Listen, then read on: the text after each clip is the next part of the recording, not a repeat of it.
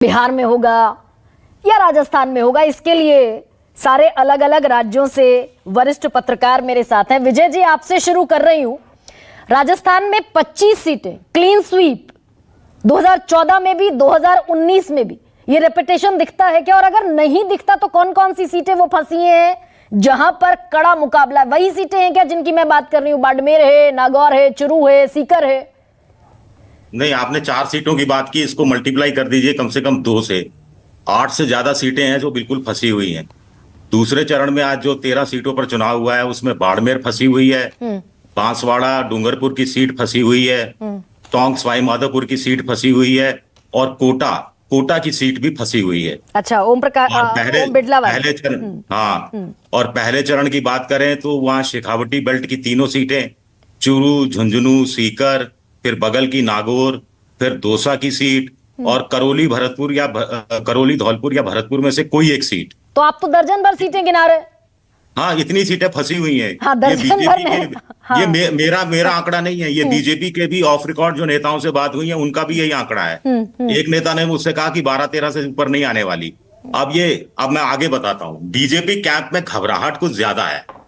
कुछ सीटें जो उनके लिए पिछली बार मार्जिन 2.5 लाख 3 लाख का था, वहां भी बीजेपी के नेता घबराए हुए हैं। घबराए हुए क्यों हैं? क्योंकि शुद्ध जाति पर चुनाव है, पूरी तरह से जाति पर चुनाव है। मोदी का चेहरा कहीं बिल्कुल भी नहीं बिक रहा है। अब बाड़मेर में मोदी का जो वो भी वहां पर चुनावी सभा भी कर रहा है, लेकिन बीजेपी का कैंडिडेट तीसरे नंबर पर चल रहा है। वहां राजपूत वर्सेस जाट है, रविंद्र भाटी वर्सेस कांग्रेस हो गया है। और अभी जो लेटेस्ट खबरें आ रही हैं कि मुसलमानों ने, मेघवालों ने जमकर वोट डाला है, तो कहीं ना कहीं वो सीट तो मुझे लगता है कांग्रेस के खाते में जाती हुई आज की तारीख में दिख रही है। इसी तरह चूरू की सीट में कोई क्या कर लेगा? एक तरफ राहुल कस्वा लड़ किससे रहे हैं? राजेंद्र राठौड़ से, जो है ही नहीं मैदान में। जाट वर्सेस राजपूत, पूरी तरह से शुद्ध जाति पर, लोकल मुद्दे पर, स्थानीय भितरगाह, स्थानीय संगठन के अंदर दोनों तरफ के नेताओं के बीच में खींचतान, महत्वाकांक्षा, फिर वसुंधरा का साइडलाइन होना, वसुंधरा के साइडलाइन होने से कहीं कहीं सोशल इंजीनियरिंग में बदलाव, कहीं न कहीं कुछ जो जातियां जो परंपरागत रूप से बीजेपी का साथ देती रही लेकिन थोड़ा बहुत नाराजगी रही, उनको वसुंधरा जैसे बड़े नेता रहते थे तो रोज रोज पुचकार दिया करते थे। अब मोदी जी तो रोज आ नहीं सकते पुचकारने के लिए, ना अमित शाह आ सकते हैं, तो वो कहीं गुस्सा उबलता हुआ दिख रहा है। बाहर से इतने सारे लोग ले लिए, 8-10 हजार कार्यकर्ता नेता सब भर लिए बीजेपी ने।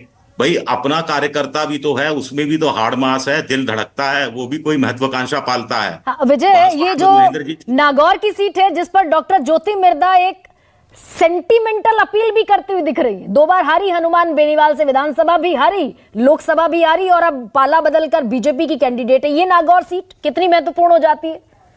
देखिए, ये बड़ी इंटरेस्टिंग बात कही आपने। चक्कर क्या है कि वो 2 बार कांग्रेस के टिकट पर हारी, 1 बार बीजेपी के टिकट पर हारी विधानसभा का, और ये कहा कि मैं चौथी बार भी हार गई तो मेरा पॉलिटिकल करियर खत्म हो जाएगा। तो अंत में जाते जाते एक हिस्सा इस सहानुभूति के पक्ष में आ भी गया है।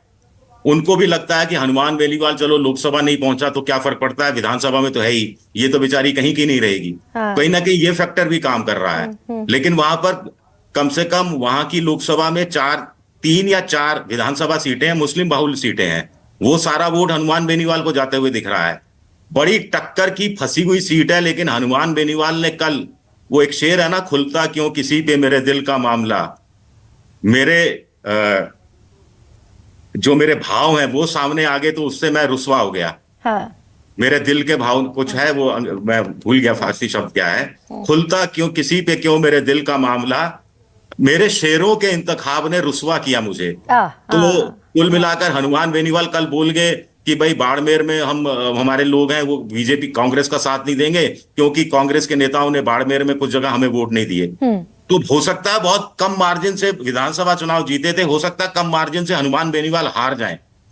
अब मैं आगे ये इमोशनल अपील का असर विजय नहीं, थोड़ा बहुत मारपीट भी हुई और थोड़ा जगह मिर्धा परिवार में भी कुछ हिस्सा है ये तो, लेकिन बहुत फंसी हुई सीट है। अब जब संजय कुमार जैसे इतने बड़े एक्सपर्ट जब पत्ते खोलने के लिए तैयार नहीं है तो मैं काहे को रिस्क? नहीं, आप तो दर्जन भर सीटों पर पत्ते खोल रहे हैं, लेकिन मुझे ये भी बता दीजिए। नहीं, फंसी हुई सीटें मैं बता रहा हूं, फंसी हुई सीटें हैं। ठीक है, लेकिन 14% जाट वोट बैंक है, 14% आबादी जाटों की, सबसे बड़ा वोट बैंक राजस्थान का, और 13% आबादी राजपूतों की। तो 14 और 13 मिलाकर हो गया 27%, और 27% वोट बैंक नाराज है आपसे, अगर मैं ये कहूं तो।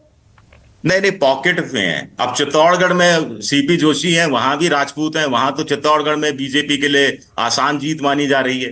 वहां का राजपूत तो उस रूप में आया नहीं। और जो जाट है वो शेखावटी का जाट अलग ढंग से वोट करता है, मारवाड़ का जाट अलग ढंग से वोट करता है, भरतपुर का जो जाट है वो बहुत कुछ वो राजघराने से संबंधित रहा, उसका अलग मामला है कि उनको सरकारी नौकरियों में, केंद्रीय जो शैक्षणिक संस्थाओं में आरक्षण नहीं मिल रहा, वो वाला मसला है।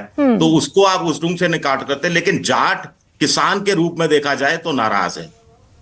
और ये आप ठीक-ठाक बता रहे हैं कि बीजेपी से दर्जन भर नाराज है। सीटें फंसी हैं, और दर्जन भर में से भी फाइनल कमेंट विजय कुछ बता रहे हैं, क्योंकि राजस्थान में अब सारी सीटों पर हो गए चुनाव, 12 पहले हो गए, 13 आज हो गए।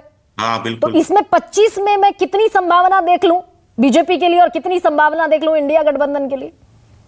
मेरे हिसाब से देखिए 17-18 बीजेपी, 3-4 कांग्रेस, और बाकी बिल्कुल फंसी हुई।